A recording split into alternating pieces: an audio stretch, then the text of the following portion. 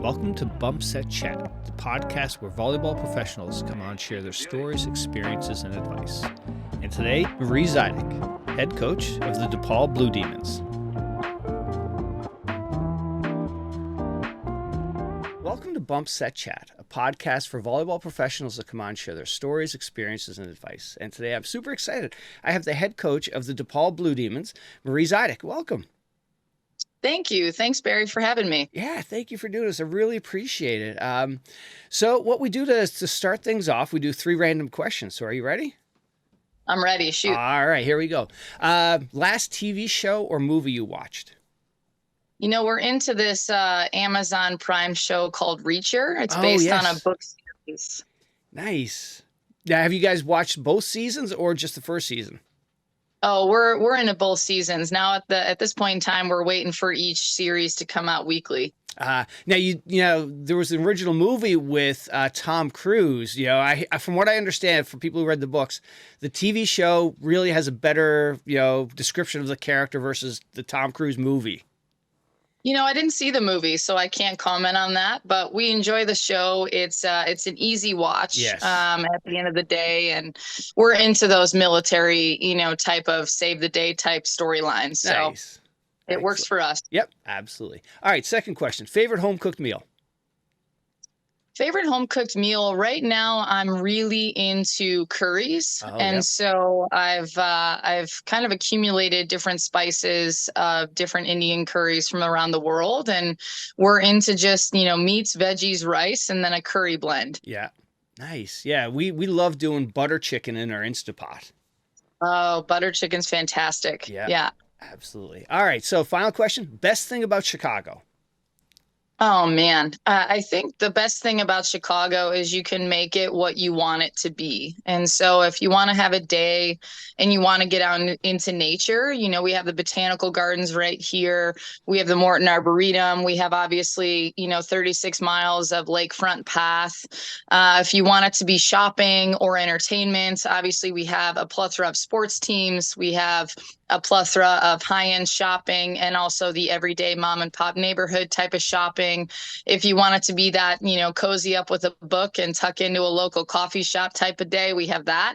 And right now I have a toddler at home. So right now it's pretty much wherever he can go and whatever he can do to burn off energy. Nice. Welcome to the podcast. Actually, I caught your game when you guys came to Connecticut there last year, and I met Rachel Krasowski's parents at the game, and they had nothing but nicest things to say about you and the program. I thought I'd just share that with you.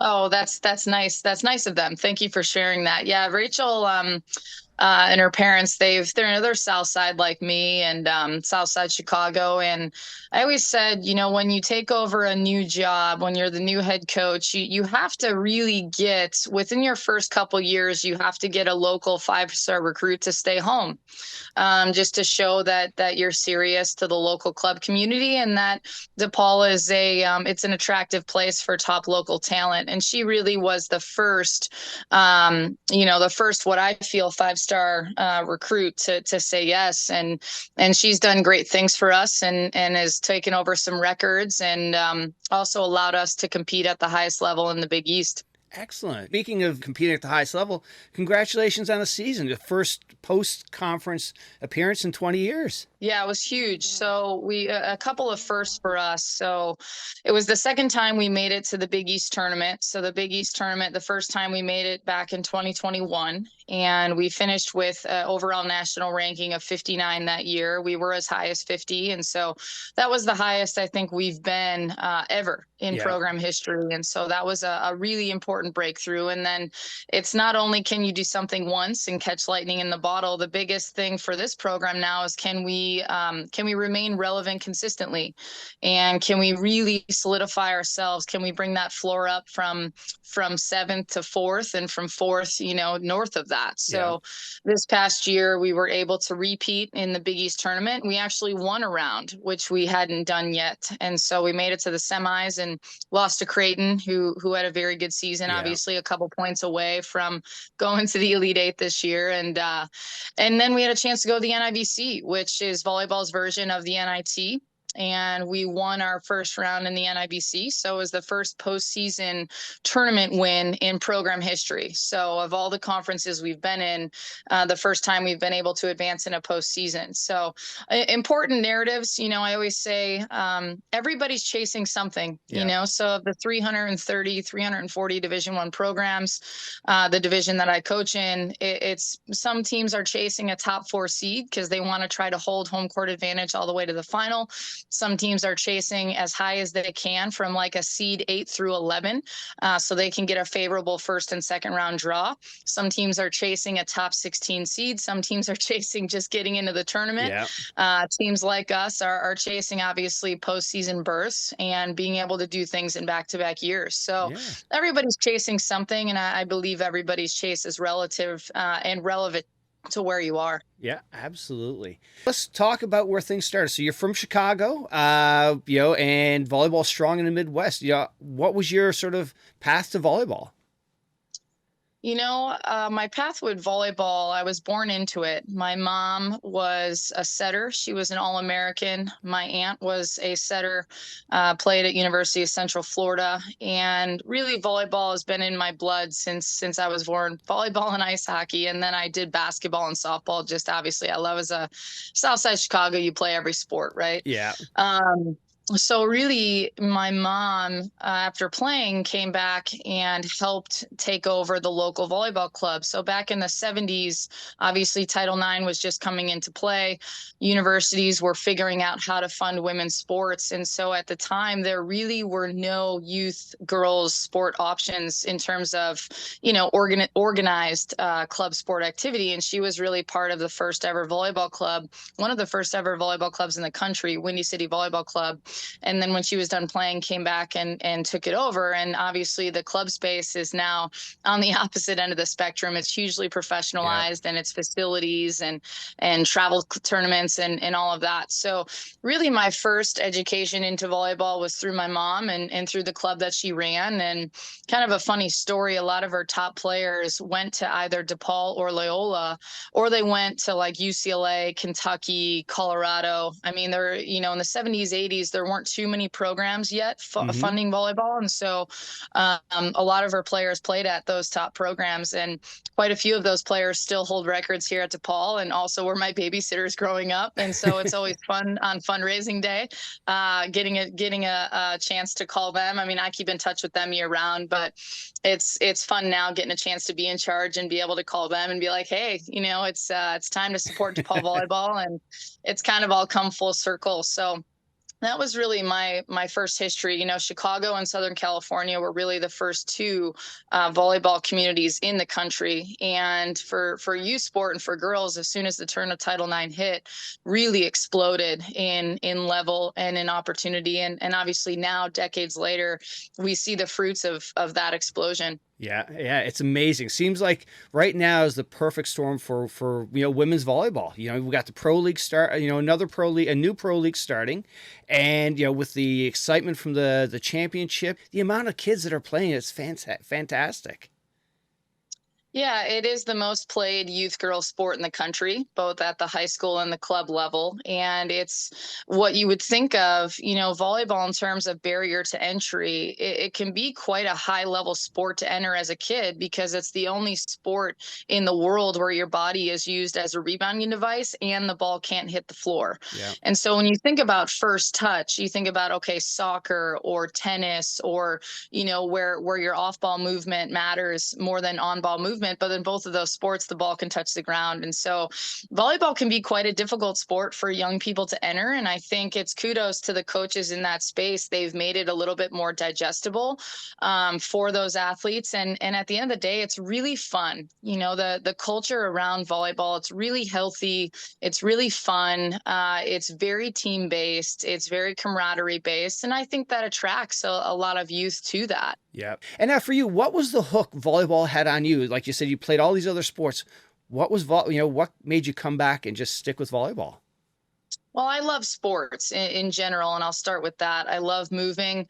I love competition. I just enjoy playing. I enjoy playing a lot of different sports. And so I think it was the positive relationship with sport and just general athletic movement. And I really do enjoy that. And the gym and workouts and exercise, that is my happy place. Yeah. And so first and foremost, I just love sport. What kept me going in volleyball is I just I love the game. I love the teammateship. I love the intelligence. I love that players can be all different sizes and still play. It is a game of chess, not checkers, and so I like that part of it. And really, I mean, I don't know exactly what. I just know how I feel when I'm around it, Mm-hmm. and I feel like it brings the best version of me out. Yeah. That version of yourself that you're like, that's it.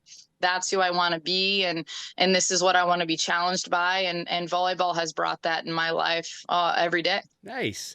And now you played in high school, you played club, and then after high school, you went to Northern Illinois University to play?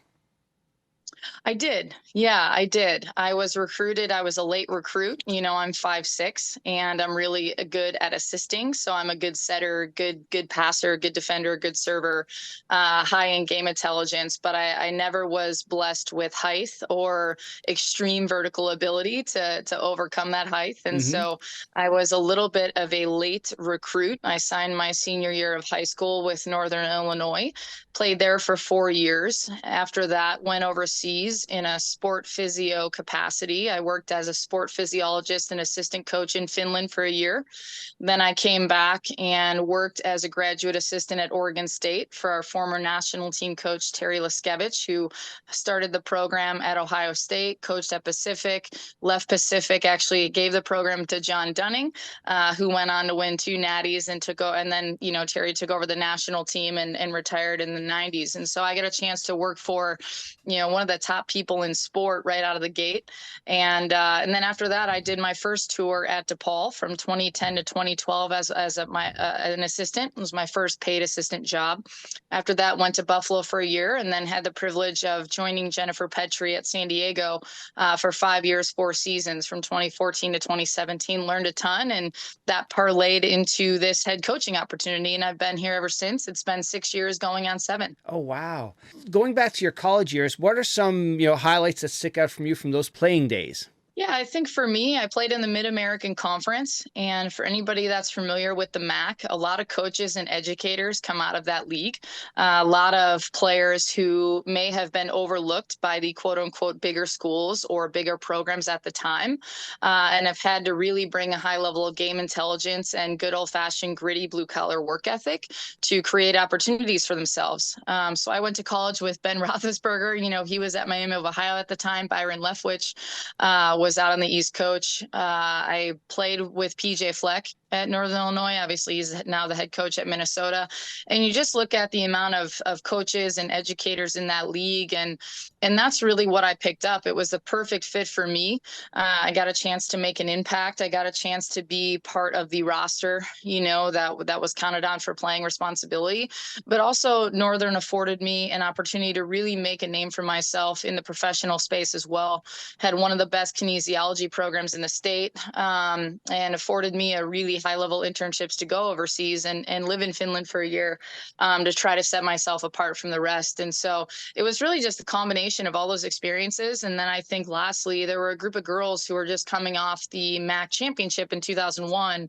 So the history of the program was very, very rich. And I was walking into a culture and a program that was very established and looking to stay established in that mid-major space. And it really was the perfect fit for me on every level. Nice. And now living over in Finland, what was sort of the biggest adjustment, being over there?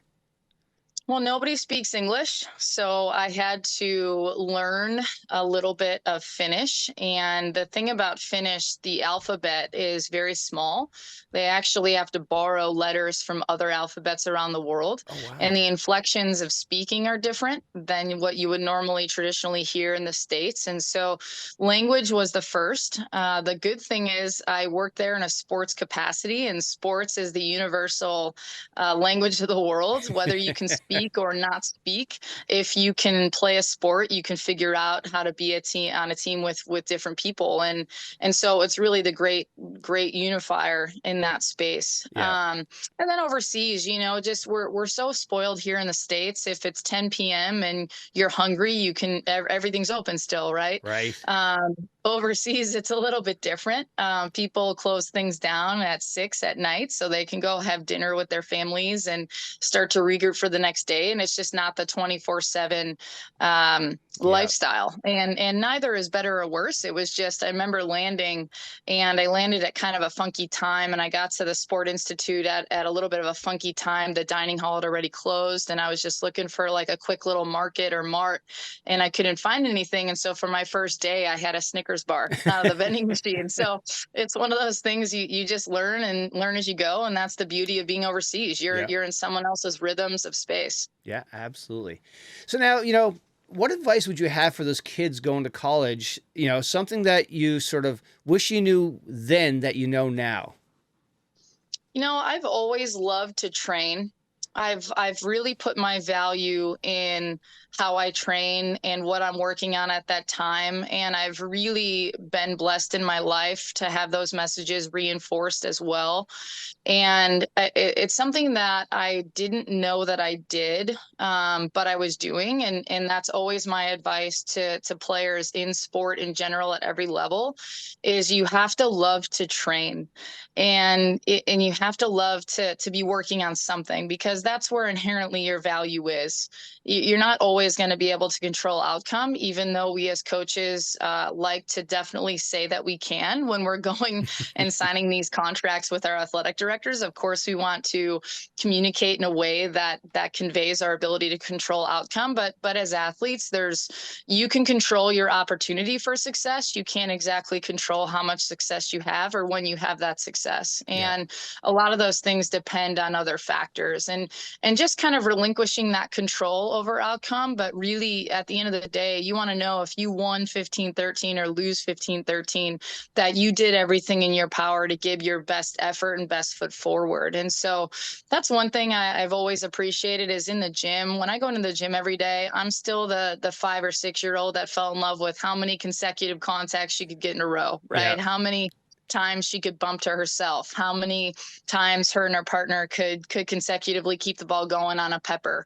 how exciting a point was based on rally length, all of those narratives. And I think to kind of touch back on what I started talking about with data analytics, we're in such an information driven era, and the positives are it removes bias. It can remove bias and myth and allow somebody to tangibly work on certain things so they can see improvement. The one downside is we're measuring everything all the time.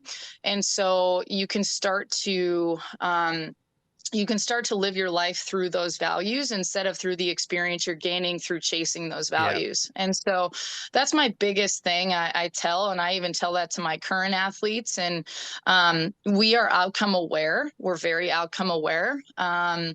But it's not where we find our value, and certainly not where youth sport athletes should find their value. They should find their value in what they feel and the tools that they gain going through a process of seeing a workout through, or going through a tough match, or playing at your best level, what that feels like, and then what you can work on the next week. Because at the end of the day, win or lose, you're going to practice on Monday and you're working on the next skill set that you need. And so that can keep people in sport, I think, for long periods of time. If you love to train, you can have a career in sport at any level. So earlier you talked about going full circle with DePaul, as an assistant coach and then coming back. What made you come back? Was it just, coming back home? Well, a lot of people think that, and I certainly will be the first one to say Chicago's the greatest city on planet Earth.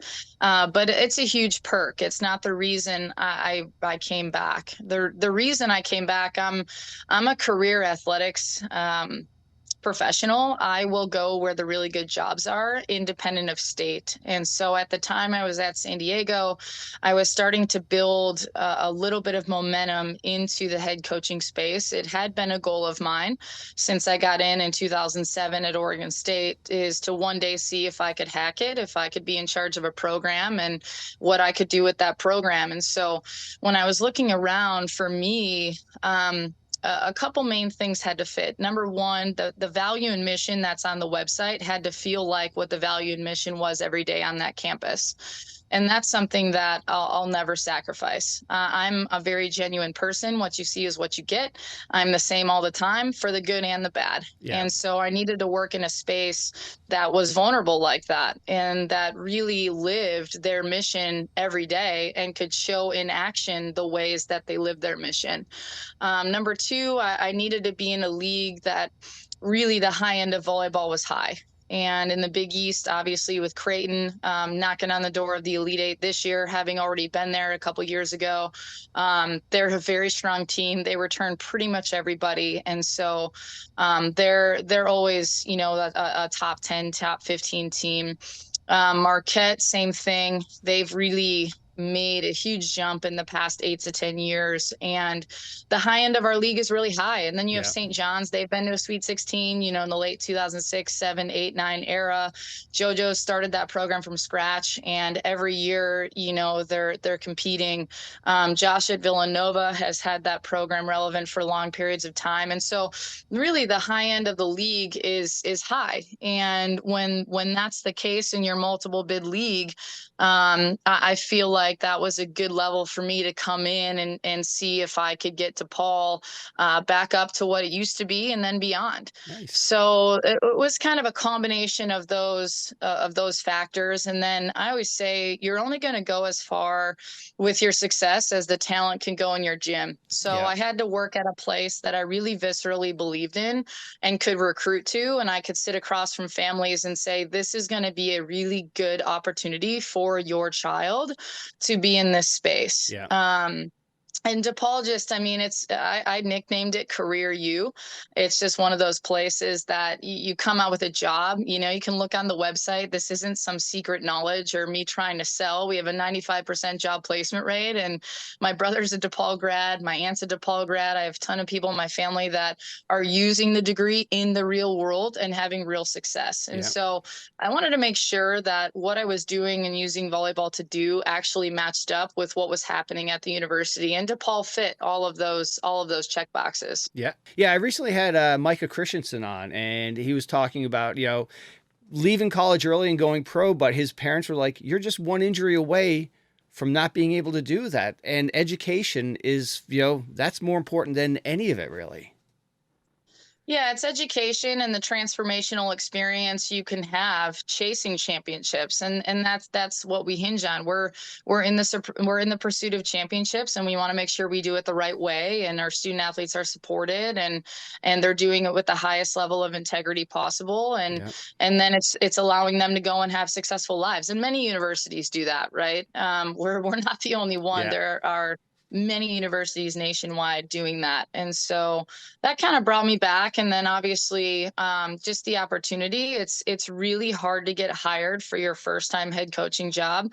I was just having a funny conversation with a couple head coaches that are out there, and they're coaching at the highest level, tournament, NCAA tournament, multiple round winners. And we were just having a funny conversation about the jobs that we got passed up for and we lost. We finished runner up or maybe third, and all of us have that laundry list of jobs. It's really hard to get one of these head coaching jobs. And so you pickers can't always be choosers. Sometimes you got to go where the opportunities are. But I was fortunate that DePaul matched all the things that were important to me at the time. Yeah. It's not an easy path when you go down that coaching as a career. Like even, the assistant coaches, often they're just 1-year contracts. And if you're, whether you're starting out or you already have a family, that's a tough thing to try to balance and make work. Yeah, you have to be very flexible. And I always tell young assistants, don't be regionally limited if you can. And I know some people have personal life things that they need to stay in certain areas of the country. And certainly I'm sympathetic to that. But there's a reason why I didn't start a family until I was 37 years old. And it was because at 22, I was chasing the opportunities, and I still am chasing the opportunities. But there was a reason why I put that off, is because it was I wanted to make sure that 24/7, 365, I could be chasing and building my brand and building a reputation for myself. Yeah. And now over the years, have you noticed any sort of significant changes in sort of how coaching is approached? Yeah, that's an interesting question. I think at the end of the day, coaches are a lot of the same. We want to make sure our student athletes and our athletes are training in preparation for their competition. We want to make sure year to year we're showing improvements of our ability to be compete ready. We want our student athletes and our athletes to stay healthy. I think what's changed has been the structure of youth sports, specifically to volleyball, and that's really the only one I can speak on at semi-expert level because I'm in that space. When I was growing up playing, up until about 10 to 12 years ago, tournaments were more spaced out, and the ratio of training to competition was like 3-to-1, 4-to-1. And now in 2023, that ratio's flipped, where there's 3 competitions, or 3 or 4 matches for every 1 practice held. And so I think the approach to the structure, both from a physical, mental, and emotional component, has had to adjust, because student athletes coming into college, in the mid 2000s had practiced more than they have played. And so they were a little bit lower on their ceiling of injury. They were a little bit lower on their ceiling of burnout. They were a little bit more buffered with their love and passion for the game. It was still very much maybe 8 months a year, and you still had those 3 or 4 months to do something else. Like I played basketball, football, and hockey, for example. Yep. Whereas nowadays we're getting athletes coming in at the college level at freshmen who have really played the sport exclusively for the past 6 to 8 years, and they've played it 12 months out of the year. Yeah. And so the coaches haven't changed, coaching hasn't changed, but our approach to handling the entire structure has completely flipped on its head. Yeah. And so you hear a lot of college coaches talk about load management. And load management from a physical standpoint of counting jumps and counting swings and, doing things in a little bit different ways. And it's also emotional and mental management. And I think the biggest challenge now is that mental and emotional piece. These are student athletes that have been measured now with analytics for most of their lives, even in the classroom. Yeah. And so they're coming to us a little bit more, I don't want to say tightly wound because that has a negative connotation, but they have way more matches under their belt. They have way more expectation in their brains. Yeah. They have maybe a little bit of at least more so than not, have had not a unhinged, but their values anchored in outcome, not as much in the process and experience, because they just don't know what that is. Yeah. So I would say the change with us has been in the approach to how we handle athletes that come in. All right.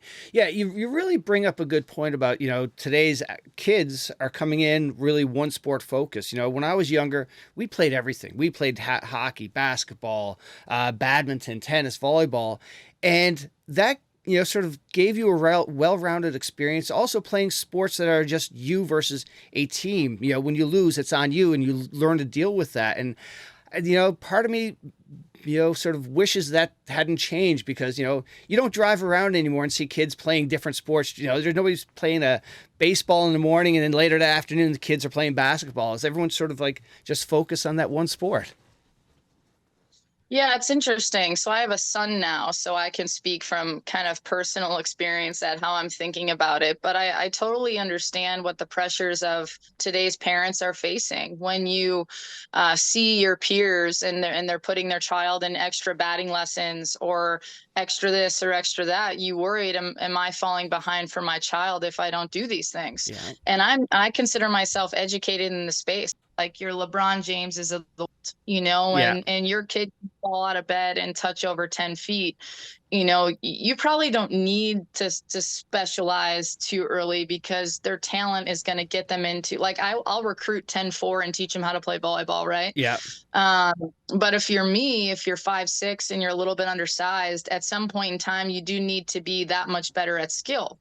And so there becomes a point in time where specialization at least needs to occur a little bit, because you need to spend more hours training. I needed to spend my junior year of high school, I had to give up pretty much every other sport, and which I made it till 16, right? Yeah. Most athletes can't say that, but by 17, I was setting, 5,000, 10,000 volleyballs a day just to make it, because it just didn't, I didn't have things that came naturally to me other than really good hand-eye coordination. Yeah. But other than that, I had to make up for it, both in game intelligence and skill reps. So Right. I think there's a sliding scale to how talented your child is. But if you're coming from a background where you don't know where they fit, I can certainly understand the pressures, and also the NCAA system. The pro is there could be a scholarship at the end of that line, even a little bit. Division two, Division three, NAIA.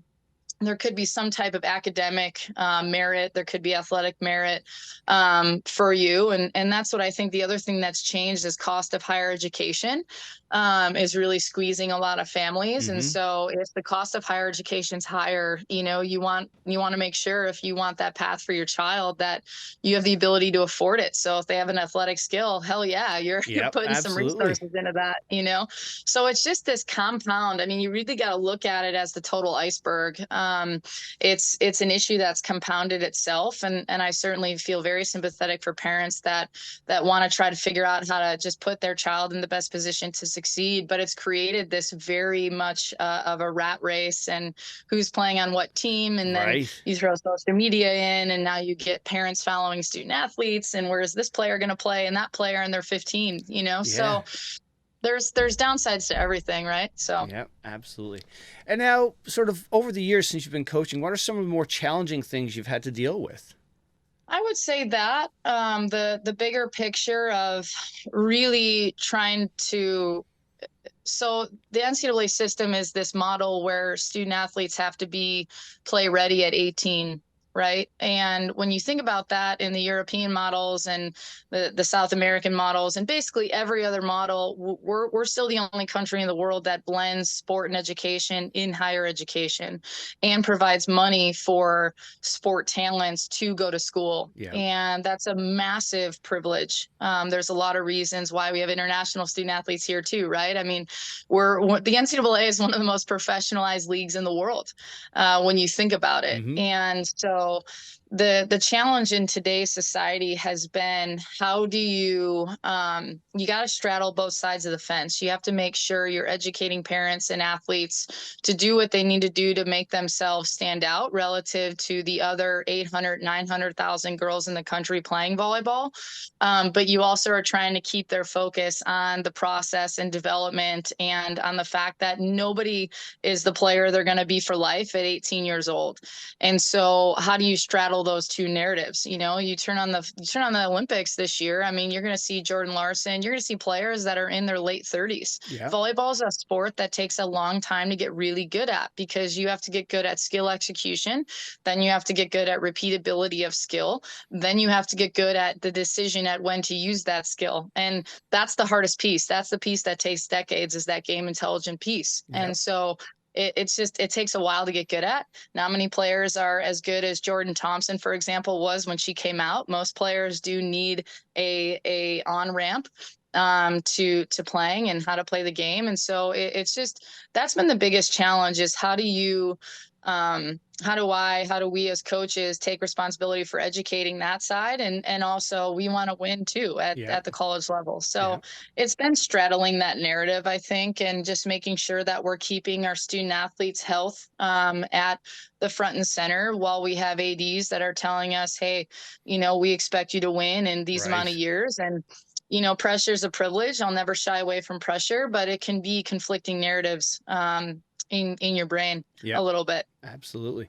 And now you brought up a good point there with, when you come to college, you got to be play ready. Women's volleyball starts right out of the gates. You don't have a small window to get, these high school athletes who, most of them have probably been playing club at, a certain age group. Now they're coming into college where they're playing against women who are 3-4 years more experienced, stronger, hitting harder. That's a tough thing to, get up to speed, and you have a small window as a coach to get them ready.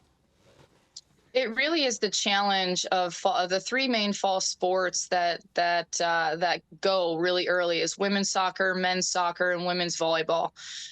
Football has moved up report dates to give them more of an on ramp, right?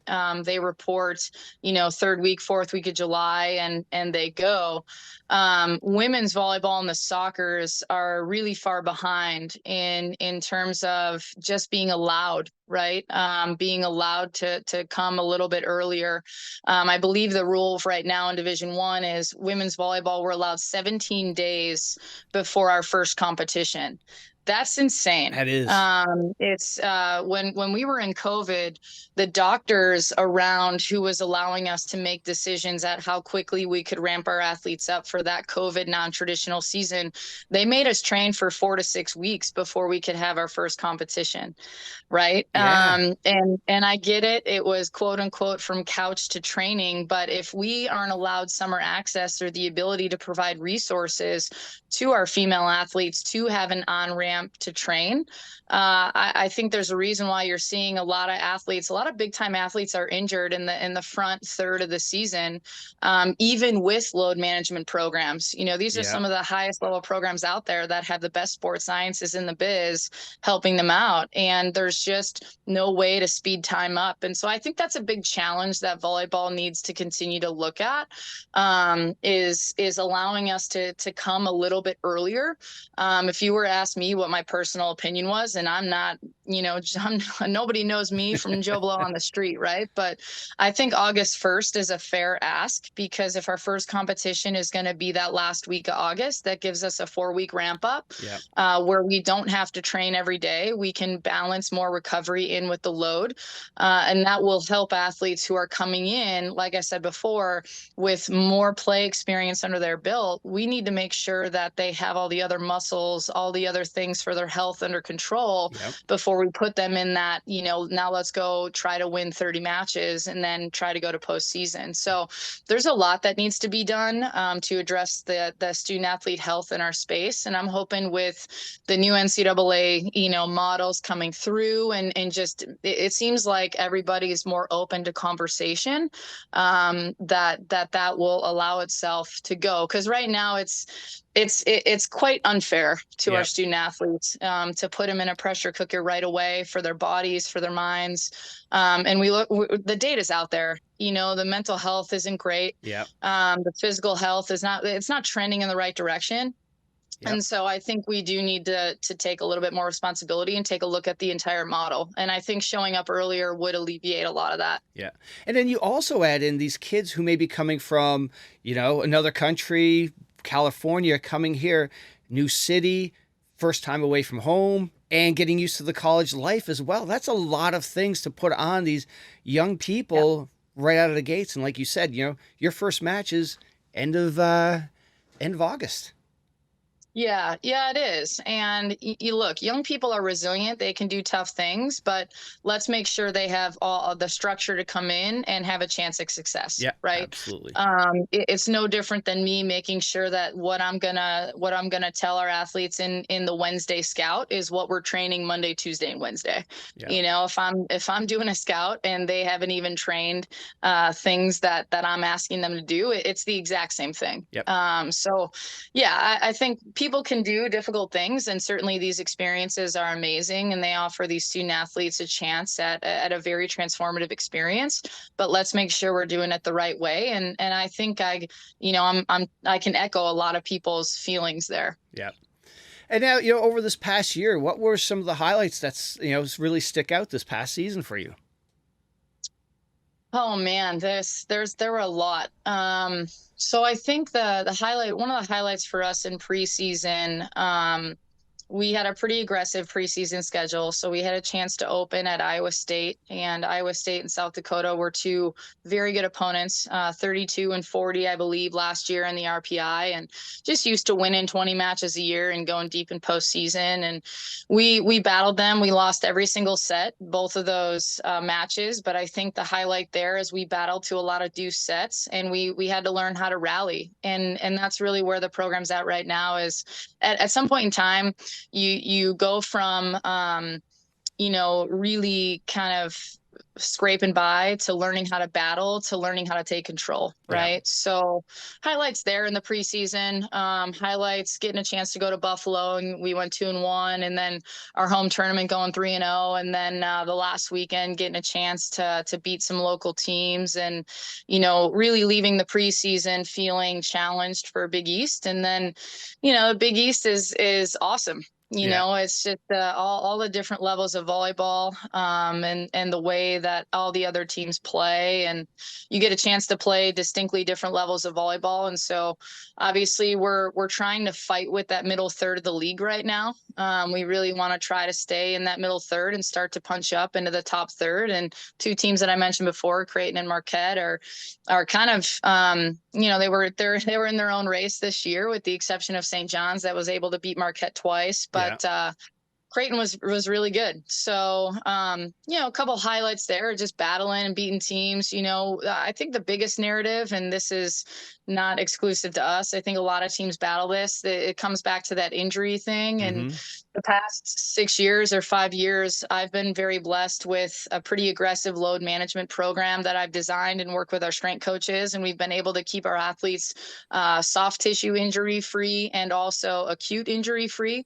And this past year, we had a ton of the ankle sprains, the concussions, the COVIDs, you name it, we had it. And so one of the biggest things that really good teams do, and this is across the board, this is pro athletes, this is college athletes, every sport, when you're able to still win with what I call your B lineup and your C lineup, it might not be your A lineup, but when you can get your B and C lineup closer to what your A lineup does, it's that those teams win consistently. And so we were able to get by with quite a bit of people stepping up. And I think that speaks to the maturity of the other players on the court, being able to take on a little bit more responsibility to kind of cushion that responsibility for other players. And then other players really wanting that responsibility at that time. It was kind of the blend of both of those things. And we were able to win the matches we needed to win to get into the postseason. And then we were able to win in postseason, at least a little bit, right? To where we haven't been before. And so before you can get good, you got to go through these transitionary years where you got to prove that you can win when you suck and win when you're not, 100%, and win with different people in different spots. And that's the name of the game, right? So those are some highlights for us. Nice. Yeah, I think I caught you when you guys were in the middle of one of those concussion issues with, I think when Rachel's parents were telling me that your setter was out and you guys had to sort of adjust, and that, that was a balancing thing to get through. That's the beauty of team sports and volleyball specifically, is you can lean into a ton of different systems and styles and still find ways to be competitive. Yeah, absolutely. And now, the season ended, then the transfer portal opened sort of on the tail end of it. So how did you guys make any changes or additions with the transfer portal? So the transfer portal is such an interesting time, because as coaches, and I've talked with a lot of coaches about this, you think things are going well, everyone's having a good time, and then bam, you have someone in your office on a Tuesday afternoon and you thought they were having a really good experience, and maybe they are, but maybe there's something over the fence that they want to go take a look at, right? Yeah. So it's always a time where it's a period where my heart beats a little faster. And obviously the way that I approach the portal is I don't ever want players to go in. If I grab a player out, great. And so we were fortunate to not have to deal with that this year. We didn't have anyone go in, and it's becoming more common in the business, and certainly I get it, but we spend so much time recruiting these student athletes to make sure that they're the puzzle piece that fits our puzzle. And so I'm not yet there where everybody's replaceable. I think everybody is replaceable, but wow, we put a lot of time and effort into the student athletes that we recruit. And so we've gotten a couple out, and I think I've gotten 6 total players to come to my team. And I've had only 1 player leave. So luckily that's the ratio right now. I hope that continues. Yeah. Yeah. Like you said, you put so much effort into recruiting, and it's a two-way thing too. And you get, an athlete to commit, and then all of a sudden, like you said, out of the blue, I want to go into the portal. It's like, where did that come from? Yeah. It's like you said, I can totally understand why your heartbeat's getting, when that window opens. The positive of it is, now if there's what I call a hole in the boat, let's say we're weak at this position, or we need a little bit more depth in that position, or we want a different style of player in this position, for programs like me, you can upgrade rather quickly. Yeah. Whereas typically, we're in the wheelhouse of, we recruit 18-year-olds, we develop them, we train them up, and we graduate them. Yeah. That's the wheelhouse that that my school operates in, and certainly our school profile for the most part, which a lot of programs do. And then a lot of programs are, the reload with portal kids, and there's no right or wrong way to do it. It's just, you got to figure out what's going to work at your school. And so that is the one benefit, is if you see a depth issue, you can fix it. Yeah. You don't have to wait 3 years to fix it. So there are a lot of pros to it. Yeah.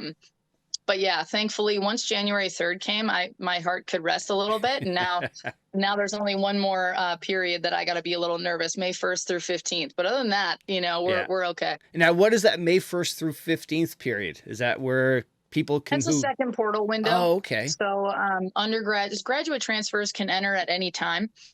Volleyball has a 30-day portal window that opens pretty much after Selection Sunday, 8 days after Selection Sunday, and it stays open for 30 straight days. And then it closes. And then there's a second portal window in May that'll open for 15 days. And so student athletes have 45 days total over the school year for undergraduates to transfer, to get into the portal. But graduates can go in anytime. And that's just to go into the portal. It's not to come out. You can come out. You can get picked up at any time. Okay. And now, speaking of recruiting, so, it's so important to your program. And what qualities or skills do you look for in potential recruits that, that would make them a good fit for DePaul? Yeah, so I think when you approach recruiting, you have to really take a look at the league, because that's first and foremost what you're chasing. You're chasing number one in your league, and you might be number one, right? You're chasing, how do I stay number one? And then after that, after what you chase in your league, you're also chasing what you need to do regionally, nationally to stay relevant, right? So there's that kind of quote unquote ranking, that national ranking a lot of people refer to as the RPI in volleyball. There's also your conference ranking. And so, we finished this year, we finished 5th in our league. We finished tied for 3rd after the Big East tournament. We finished top 16 of the NIVC, and nationally we finished 95th, right? So we look at athletes that are going to help us upgrade from those spots. Yeah. My dad could walk in the gym and point out who Lexi Sun is, or point out who Logan Eggleston is, right? The no-brainers of the world are obvious. We try to capture those athletes, obviously, but also the athletes floating under the radar who might not look like that yet, but have the potential, the work ethic, and all the intangibles to get there. And so we look for a blend. I tend to gravitate towards the highly skilled players. So of the 6 volleyball skills, can you do 4 of them really, really well relative to how those skills are functioning in our league? And then also how quickly, if you're a point scorer, how quickly and easily can you score points? Yeah. Do you need a perfect situation? Can you still find ways to score when it's an imperfect situation? And the athletes that have more creativity when things are imperfect tend to go up in stock. Yeah. In my book, I'm one of those coaches that don't watch hitting lines. I hate watching hitting lines because hitting lines don't tell you how people play the sport of volleyball. And I have lost many warm-ups and won many matches in my career. So I like to see how athletes play. I like to see how they make decisions. And so it's a blend of skill, talent, and those intangibles, how they make decisions, how they play back-to-back matches, how they look back-to-back weekends, how they treat their teammates, how they are receptive to coaching, how much have they learned. So how an athlete looks in March versus February, how they look in April versus February, how they look in June versus February. And if they're making gobs of improvement, that will shoot stock up. In my book. So I want people that aren't good yet, but that by sophomore year are going to be really good. Nice. Excellent. And now, when you approach a recruit, what are some of the main points that why should they come to DePaul? What are the key things? Like, Chicago's a great area. It's a city university. What else? Yeah, I think those are obvious, right? Those are obvious sells. Career you, like I talked about Yeah. before. I think the one unique thing, and I mentioned this before, but every program's chasing something. If you're Texas, you're chasing your third straight natty. If you're Wisconsin, you're chasing getting back to the natty. If you're DePaul, you're chasing winning that next round in the playoff. How do you beat Creighton or Marquette, who Yeah. you're inevitably going to probably have to face in the Big East semi? How do you start to win matches over top 70 teams versus just top 100? How do you make sure not to lose to teams outside the top 50, right? You should beat teams that you quote unquote are higher ranked and should beat. So I think when we look for athletes, this is something very common that coaches say, but we need athletes, and we want athletes that love to train and want to learn and want to leave the jersey better than they found it. And so we look for good learners.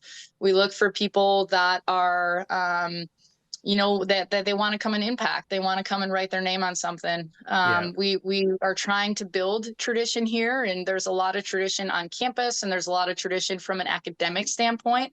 There's a lot of successful tradition from an athletic standpoint. It's just been a hot second since we've been able to string that tradition into consecutive years. Mm-hmm. So somebody that wants to try to really build something and be a collaborator and build something and go for it. And we're not for everybody. Success doesn't come for us easy right now. We never walk into a gym and go, oh, we got these guys. We have to be at the high end of our game every night. Yeah. And so just looking for those people that like that kind of challenge, that relate to life through that kind of challenge, but also somebody that wants to do it with a team and wants to do it together. Yeah. Nice. And now just wrapping up on the recruiting standpoint, we have a global sort of reach nowadays with from Zoom, YouTube. You have players from, currently all over the U.S. You have a player from Turkey and Canada. Where are some of the more important areas you look for when you're trying to find players? Is it club tournaments, high school? Do you encourage players to reach out to you guys directly? Yeah, we look for players everywhere. So I am in every single Chicago high school backyard. We like to start local and make sure that our local student athletes know that we're here, and we want to be the top team in Chicago and the most attractive opportunity for players that do want to stay home. We go regionally, and so the Michigan, Wisconsin, Indiana, Iowa, Nebraska, Ohio, Michigan, Wisconsin, I think I said those guys. We want to make sure we hit those states, and then we go nationally as well, because we're the third largest city in the country.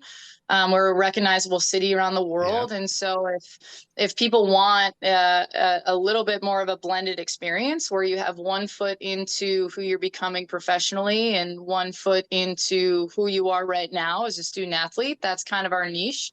And we're kind of that non-traditional urban small campus. It's a campus, but we're in the middle of Lincoln Park, and you're right down the road from Wrigley. You're right off the lake. It's kind of an interesting experience. It's a little bit of a blend of being a young adult and living in a city as a young adult. And so we recruit from everywhere. Like I said, we are after the high end, the top skill, the top talent, the top learners we can find. Yeah, nice. And now, any traditions you guys have? Any traditions? Like I said, we're trying to build that. Yeah. We're trying to build traditions. So I think the traditions we're trying to build is how we travel in the Big East, for example. So like when we go to Georgetown, we like to go to see the monuments.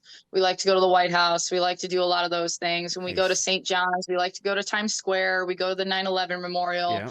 We try to build in a cultural component to all of our road trips. And we think the conference lends itself to that. Yeah. And it lends itself to having an experience in addition to the gym experience. And then I think in terms of non-con, we're always looking to get to, if you're from out of town or out of country, we're going to try to get you home at least once. And Oh, so nice. next fall, we'll be heading out to the West Coast to get all of our West Coast athletes back at least one time in their career so they can play in front of their home crowd. And that's more of a scheduling tradition. Yeah.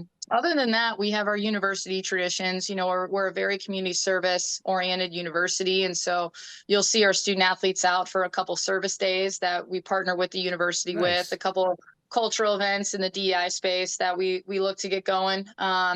And then we sponsor other sports really well. I think this it's a really strong niche of student athletes we have here, and they're really tight. And so they like to go to each other's events quite often. Oh, excellent.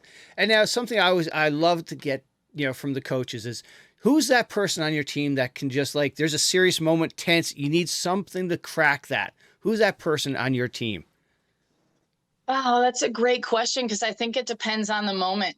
Right. So when things are maybe a little stale, because everyone's just kind of like going through the motions, we have, a person that kind of pumps, it says like, hey, we got to go. We also have, timeouts where it's 23 all, and maybe we're making a push back to win a set. There's a person to break that. But really, I think that starts with me. I think it starts with the tone of the head coach and how you handle different moments. And I've been in so many moments in volleyball, and I've hopefully will be in a ton more. But I've been in spaces now where I know when it's appropriate to crack a joke, or I know when it just everyone just needs to relax. Yeah. I also know when, it's like you practice coaching just as much as your players practice volleyball, right? Yeah. So how you handle those moments matters. And I think it can also parlay to relaxing your team quite a bit in those moments, to remind them that it's okay to just go for it, Absolutely. Nothing to lose. Nope, absolutely. And now, from a calendar standpoint, are there any, dates that are circled onto year? Like, yep, that one's there. That one, we can't wait for that one. Or, senior night is always a special moment. But, what do you guys have circled through the year that you look forward to? Yeah, we're in the race still. We're chasing that Big East championship. We're chasing that postseason berth. And so I think any match that's related to those two goals are bolded, italic, circled, underlined. We want to be like any program that's in the middle third. You want to have consistent years where you're in the Big East tournament, and then you want to consistently be able to punch up, and you want to consistently be playing December volleyball. And so as you go through conference seasons, certain matches become more weighted just because maybe you're in a tie break for sixth, or tie break for fifth, or tie break for a seed. Whereas, when you start the year at 0-0, everyone's fighting for every single win matters. Every single win matters. So, none really. They're all right now. They're all equal until they become all unequal. Yeah, absolutely. So now, how hard is it? As you have an athlete for 4 years, finding and identifying your seniors. Or not seniors, but your leaders. Do you find your leaders? Do you look for them in the first couple of years, or are you just an athlete? That's our leader. You just know they have the skill set. They're going to be that person for you. And then, what's that process like? Yeah, it's so interesting you asked that, Barry. So I've been a head coach for 6 years, and when I took over the program, the way I approached it was you can either focus on the culture or the volleyball. Obviously, you got to focus on the culture of go to school, all these luckily.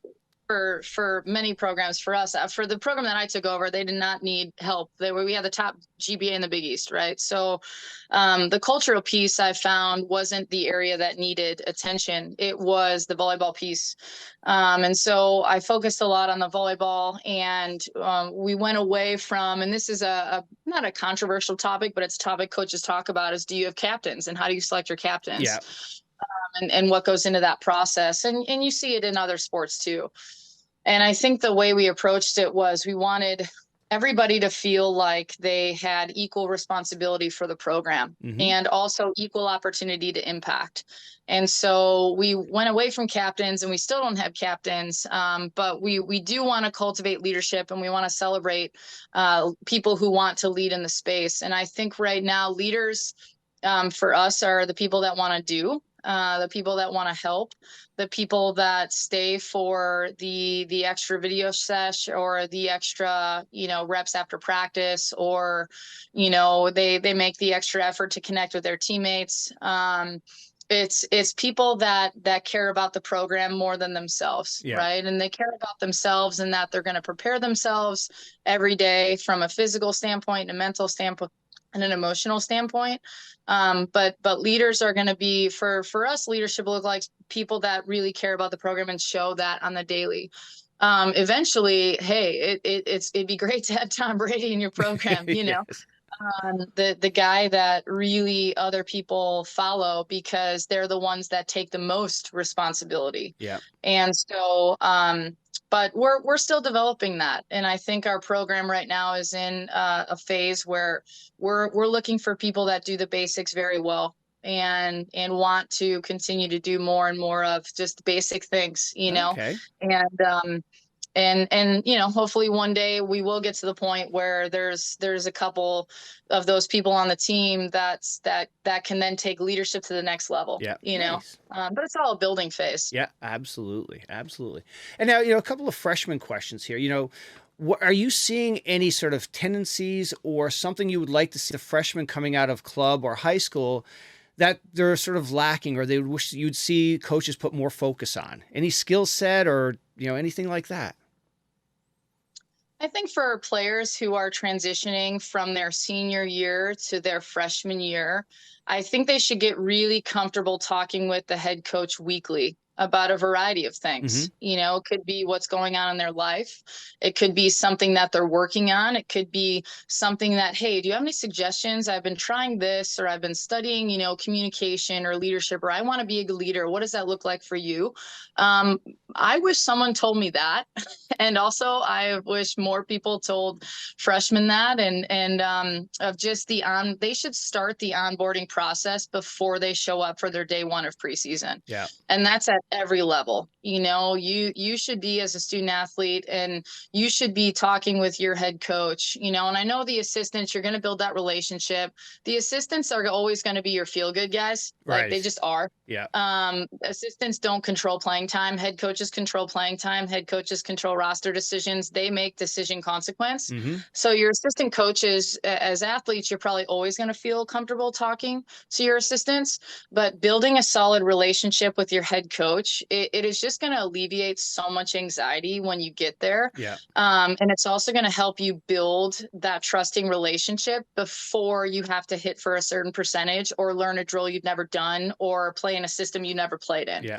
And so I would encourage every incoming student athlete to build that relationship with their head coach, especially if you are a fall sport athlete, because you can't make time go faster, right? And time is going to be flying by in the fall, and you're only going to have time for school and practice, and you may not have extra time for a whole lot of relationship building and all that. Yeah. So do all that in the summer. And talk about, ask your head coach things. Ask them to say, okay, what's your philosophy on this? What should I be ready for? And that's just going to make you feel like you have 4 years. And when you're an incoming freshman, that seems like a lifetime.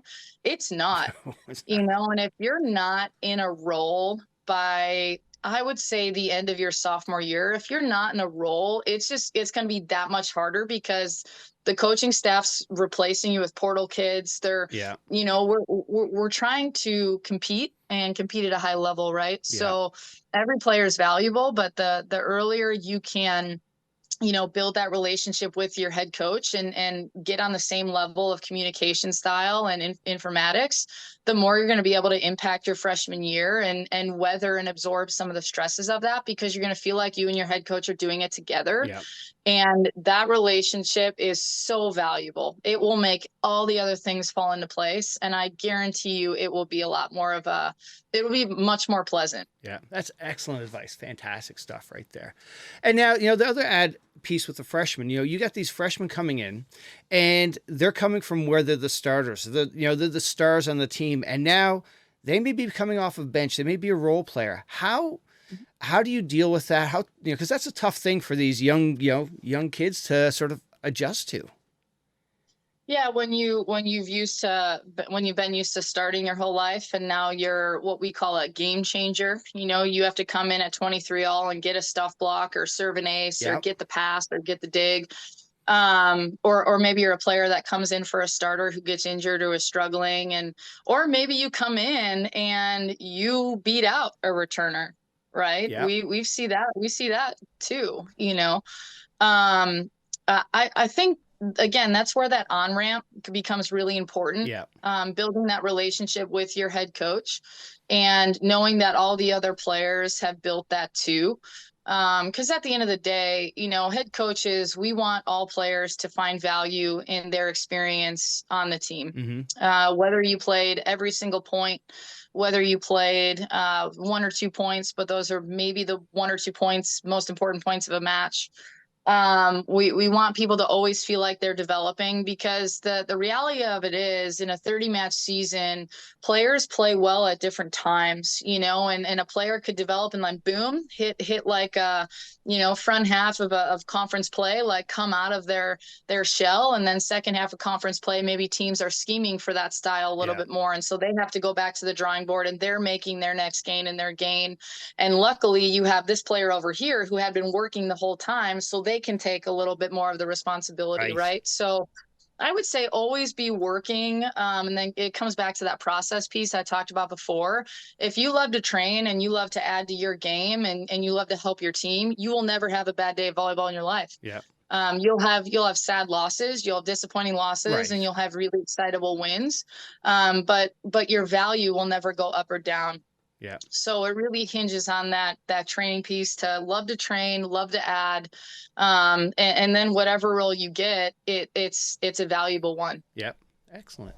And now, we talked a little bit, we talked a few times about the mental aspect of the game, the mental toughness. How do you work with your players to develop, their mental game and resilience? Yeah, we make them do hard things. Yeah. So I go back to there's a quote out there, and I can't remember who it's by, but essentially the premise of it is, envision, the person, a really tough person that can handle a lot of conflict and handle a lot of adversity. What would you put them through in order to make them able to do that? And the answer is, it wouldn't be comfortable learning experiences, right? And so I think there needs to be a well-balanced structure around the student athletes and the staff, and I spent all of December and I spend most of January doing professional development on me, making myself better. I spend it on my staff. Like, we need to get better as a team. Every staff does. Every staff has different things when they come out of the year, like, hey, we did this well. Hey, we need to do this better. And then putting your team in an environment to succeed. So there are a lot of different things we do. There are ways you can manipulate how often you train. There are ways you can manipulate how often you do hard trainings together. There are ways you can manipulate whether you make your athletes sit in long collaborative drills versus competitive drills. There's also free time where it's more block training and you're just getting a ton of volume and reps in. And you're maybe focused on adding a technique or adding something to your game. So I think manipulating all those loads is important. And then there's a bunch of professionals that can help jump in the space where they have curriculums on building confidence and curriculums on improving grit and all those things. But I really think the amount of hours we see our student athletes the most at the college level is in training. Yeah. That's it. I mean, we see them at academic events and we see them, but that is a small percentage to the amount we see them in training. I tell our athletes too, is you're in college, you play twice a week.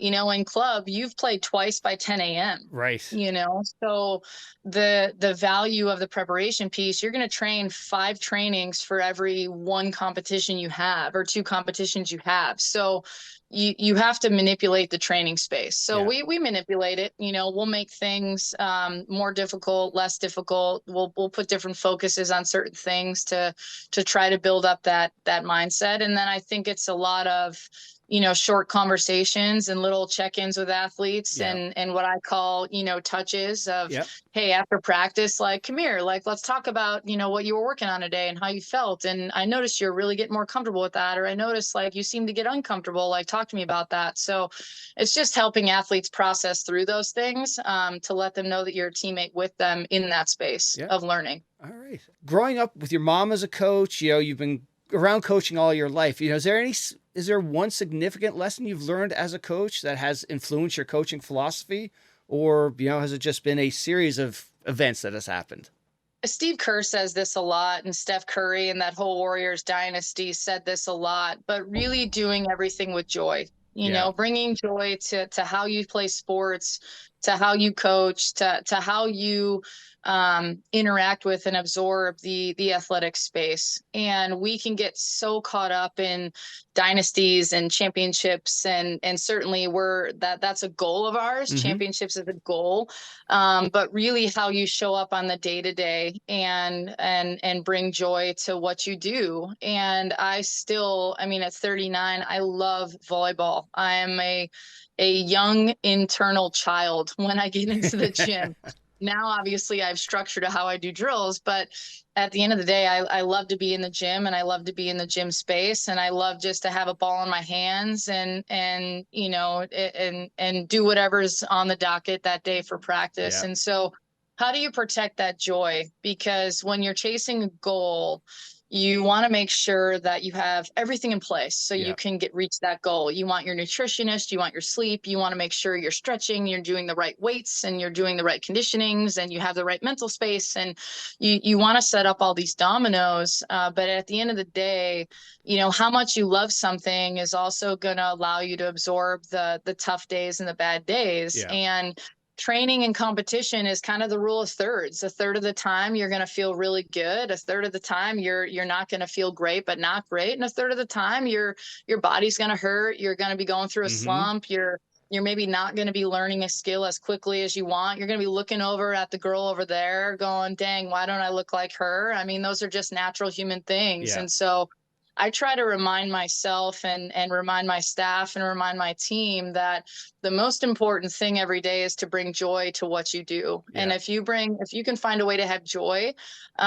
you can find a way to deal with the adversity that's going to come your way. So, and then the other saying is, hey, things can have a lot of joy, but not be a lot of fun. Mm-hmm. Right. So when you're on day 10 of preseason and your body is just beat to all crap, that's not, it's not a ton of fun, but you still are finding tremendous joy and tremendous meaning in it. So that's really been, at the crux of what I've loved. I love challenges. I love that. And I try to keep the joy way a little bit more than the outcome, or what does this mean, or what should I be doing? You know what I mean? Like, you got to really try to stay on that joy side. Yeah, absolutely. Any advice you have for these, young coaches who are looking to make a positive impact on the lives of young athletes through coaching? One of the biggest things that I shifted in my coaching, a couple years ago now, I think it was summer of 2018, is I shifted my coaching from I want to give you information model to I want to ask you what you're seeing model. Mm-hmm. And so asking more questions, because then you're going to get more appropriate information from the athletes, so you can give them information that's going to help them faster. Right. And one thing to remember is you're thinking about volleyball. If you're coaching it, you're thinking about it a lot of the day. Right. And the athlete's thinking about playing it a lot of the day. And so how you play it and your motor learning and how you see the game and coach are two very different experiences for your brain. And so I would suggest, I wish I would have done that sooner, asked more questions. Hey, why did you make that decision? Hey, why do you think, you got blocked on that ball? Or why do you think you were able to make a block on that ball? Or why was that pass successful versus the last pass you have? And kind of get the athlete to start critically thinking about it. Because that also gives them ownership over their own learning processes, which can bring them more joy in training versus them just being a robot and passing 10 balls to target. So I say, talk less, give less information, but ask more. So when you find out, okay, this is what the athlete's seeing, or this is what they're struggling with, this is how I can help them, right? I'm telling them a little bit more appropriate to kind of where their head's at. The other thing is, the athlete has to go through the experience, right? So one thing, and this is like raising children 101, right? Like, I'm working with my toddler right now, and he's 2.5. And rather than tell him good job, I've eliminated that from my vocabulary, because then they start to chase the good job, not how they felt when they're going through something, right? And so now it's, instead of good job, it's, hey, I really appreciate your effort on that. Or I really appreciate how you went for it. It looked like you really, what did you feel on that swing? Oh, I went for it, but I barely missed. Hey, I really appreciate how you took risk. Kind of phrasing things in a way that puts the ownership back on the athlete, because at the end of the day, that's what I'm trying to use sport to do. Is I'm trying to raise very capable people, and people that feel very empowered to find the solution themselves, and also feel very capable of doing it with different personalities around them in a team setting.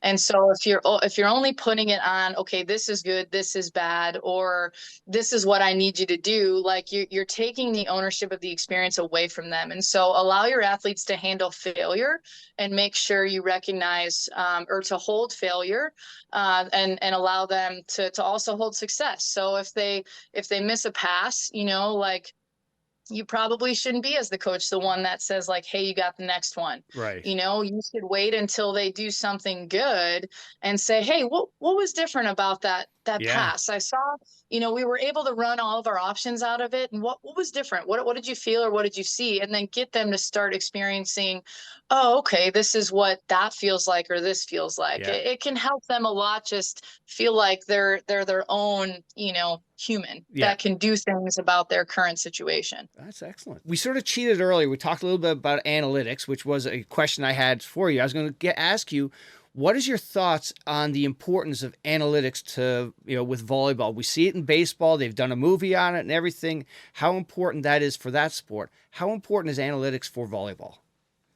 I think it's really important, because you can see a lot of the non-statted stuff in stats, right? And I know that sounds a little, it sounds a little off, but a lot of teams play volleyball a lot of different ways, and a lot of teams are successful a lot of different ways. And so if you look at the rally score era, kills are the most important variable. It's the highest number on the stat sheet, and quickest way to a point, and most consistent way to a point, right? You very rarely are going to see, 75 blocks or 75 service aces, or, other things. So it's one of those areas where analytics can help tell the story in ways that the obvious numbers don't always, right? So we know like what a good side out percentage is, but what if you're not siding out at a certain level, but you're point scoring at a really high level? What if you're not the best blocking team,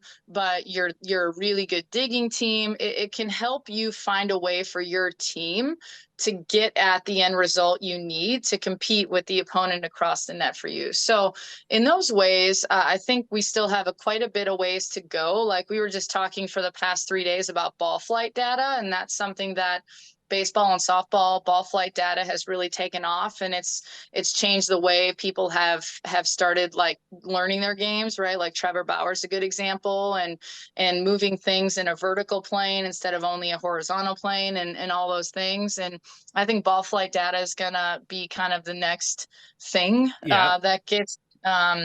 that gets kind of dove into. But yeah, analytics, it just helps you tell a story of where you can squeeze more out of your style to try to get to points. And so it can be, it's a valuable tool, should it be the only tool? Probably not. I mean, because human beings play the sport. AI still doesn't. You still got human beings out there, and we coach the collegiate demographic. So, you could have a student athlete that's coming off of a final, and and they need to be managed differently. You could have a student athlete coming back from injury and they need to be managed differently, right? So there's still the human piece to it, but stats also help you dive into, like, why is this hitter a good hitter? Why is this server a good server? Why is this passer a good passer? And you can learn things from that, and that can help you teach a little bit more specific to areas that need to improve in order for you to remain competitive at the level you're at. Yeah, excellent. Away from coaching, you are also highly involved with other parts of the league, with the Big East Conference, and also as the D1 volleyball president. You want to talk about those roles and what you do for that? Sure. I just keep saying yes to things. So I'm one of those people that I'm a lifelong learner, and this kind of is the way that I don't play volleyball anymore. I coach it now, and so, I still love process, and I still love training, and I love practicing coaching, and I love practicing leading. And these opportunities get me in rooms with people that are way smarter than I am, and so I keep saying yes to any volunteer thing or anything that's available. Like, I'll do it.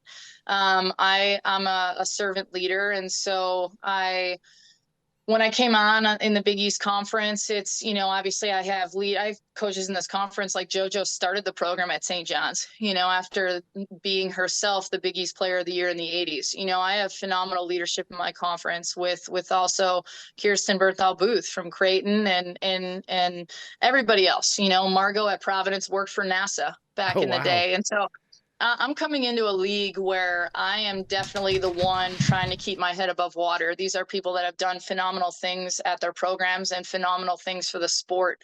So I'm just trying to play catch up a little bit, but also I love governance structures. I'm a little bit nerdy with collegiate athletics.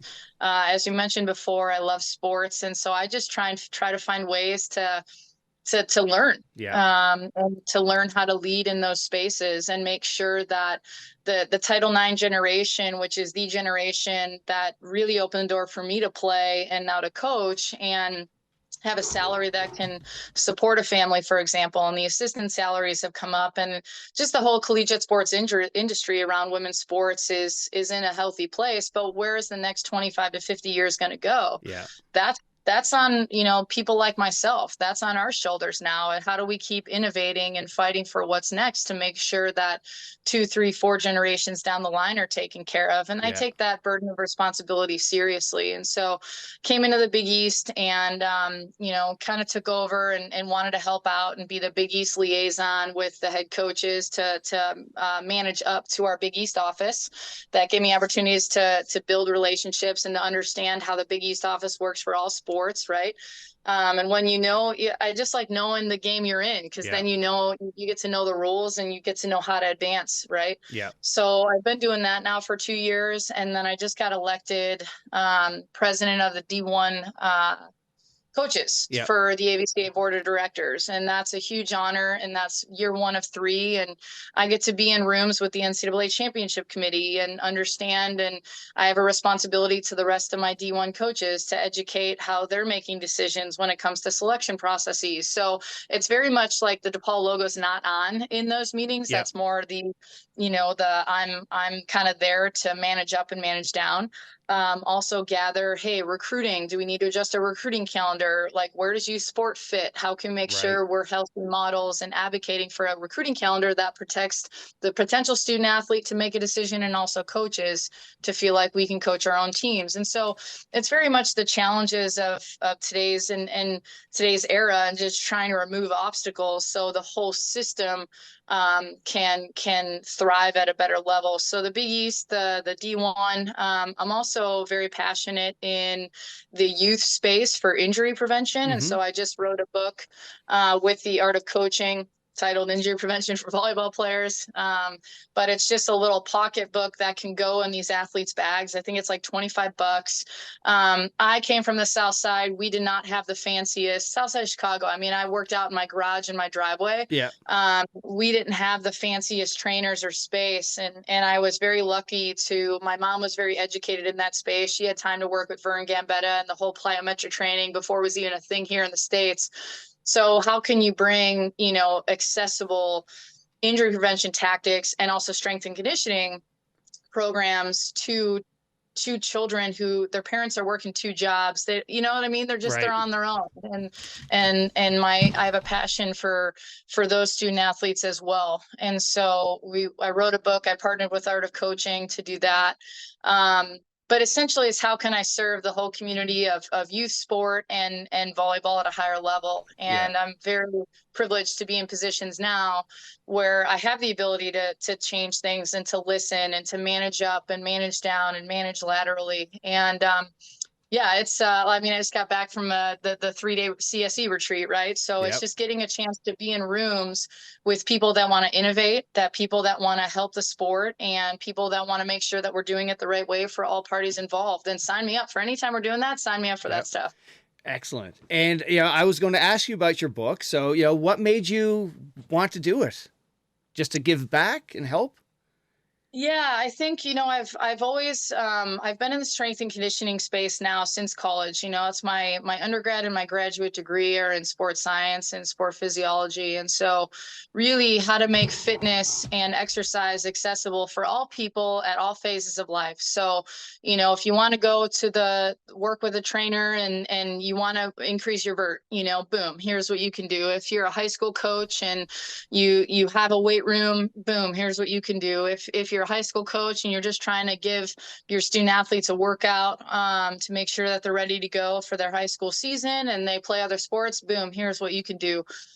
So I've always been passionate about that space. And again, it goes back to, I love movement. I love exercise myself. And so how can I make sure that it's accessible for everybody, male, female, regardless of age, at where you're at in life. I think it's to be able to live for the longest time as possible, as independent as possible. That's like the goal, right? Is like mind, body, and soul for as long as possible as you get to live this one life. And so Terry, I'm very lucky. Art of Coaching and Terry Liskevich, obviously was one of the founders of the founder of Art of Coaching with John Dunning and Russ Rose. And so they came to me and said, hey, we want to write a book for injury prevention. Will you partner with an athletic trainer to do that? And I said, absolutely.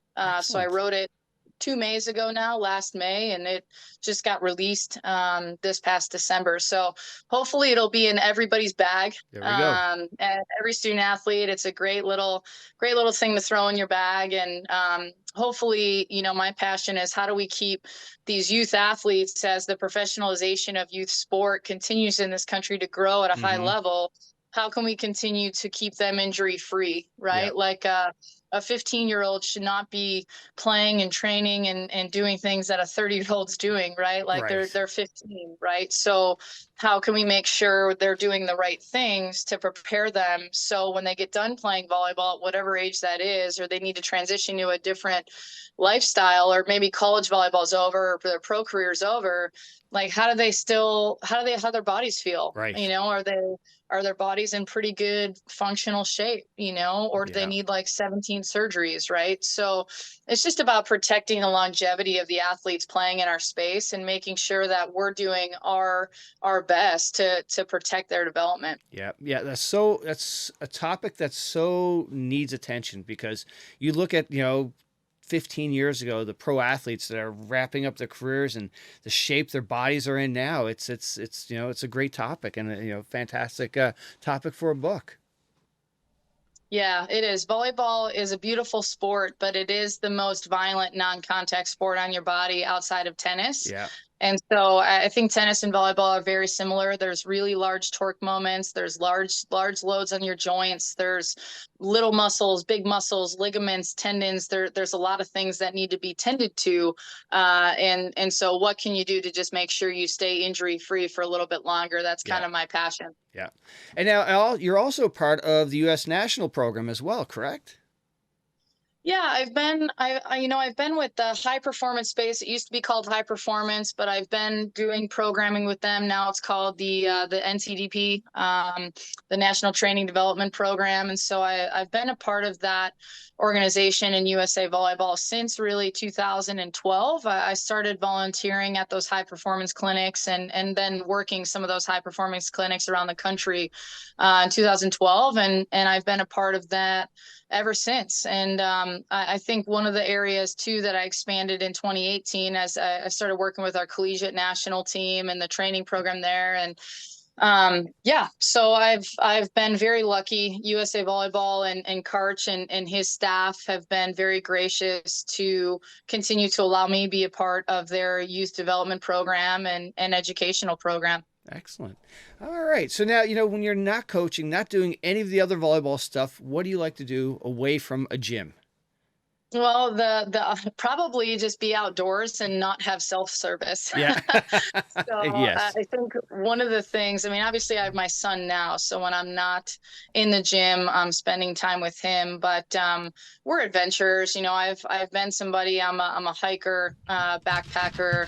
I love anything as extreme as it can get, and so we've been to we've done just a ton of backpacking across the country in all the national parks. Oh, nice. And that's really how I turn off is I like to get off the grid a little bit for a couple days at a time and just reset, and just kind of get away from it all. And even though everything I do I love, it's still important to reset and to give your brain and your soul a little bit of a break. So Nice. I love to get outside. You name a national park or name an outdoors place and I'm there.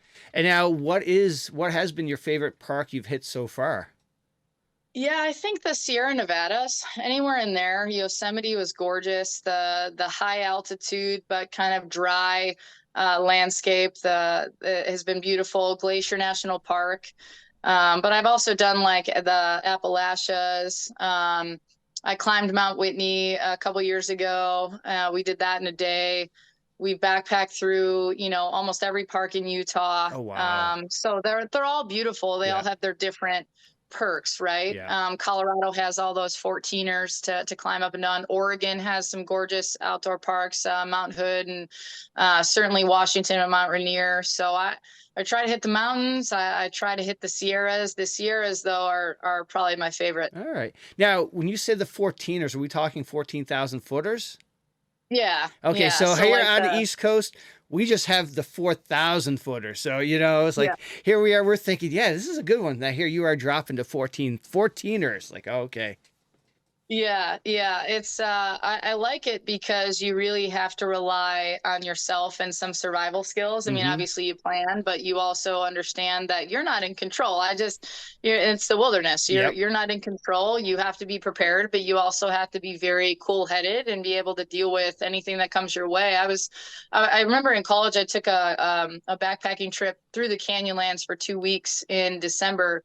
And at one point in time, we unexpectedly ran out of water. It was really hot during the day, and we had thought there was water at the certain location that we had kind of mapped out, and there wasn't. And the next water location was about 4 days away from us. And so we had to pivot pretty quickly into figuring out where we were going to find water and how we were going to, be smart about that stuff. So those are real things that you don't find in comfortable Western society.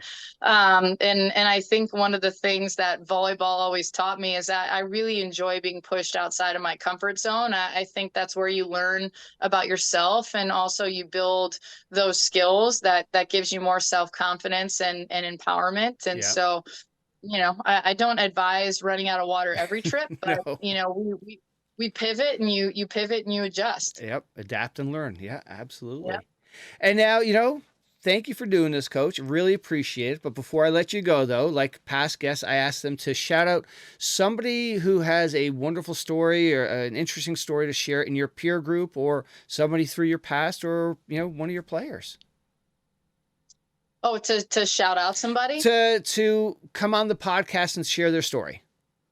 Oh, gotcha. A future guest in your group, or who do you think would have a great story to share?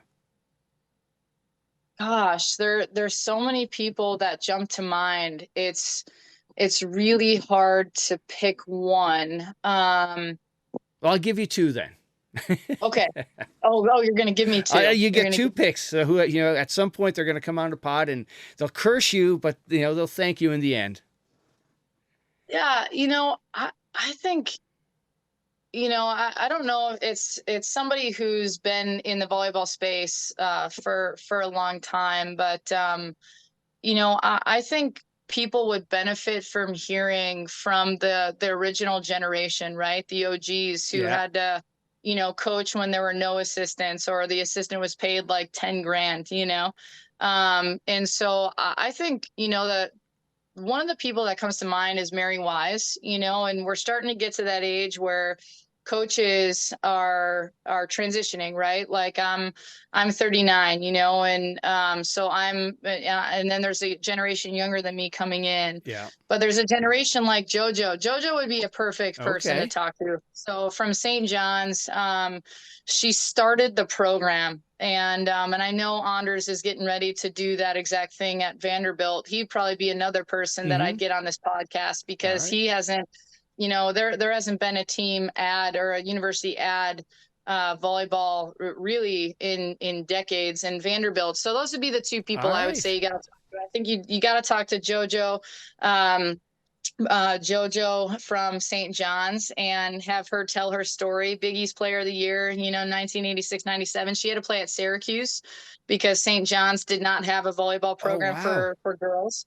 And so a gal from Queens, you know, she's from Queens. She had to go upstate because there was no opportunity for her to play, and then came down, and now she's still coaching at the program that she started. And so there's just so many unique stories like that that don't get told enough. And then you get people like me come in and like, oh, we've always had 2 assistants and 12 full ride scholarships. And she's like, excuse me, you know, let me tell you what we had to do back in the day. And so she could provide some pretty interesting perspective of where the sport has been, and where it's headed. And then I think the Anders would be a good one, because he's just getting ready to get started. First time head coach at a first time volleyball school. Right. In a league that's probably going to continue to be one of the top leagues in the country in the SEC. So those 2 people I think would be great. Excellent. Yeah, I think I caught St. John's when they came to UConn. Do they have like 6 or 7 kids from Italy playing for them?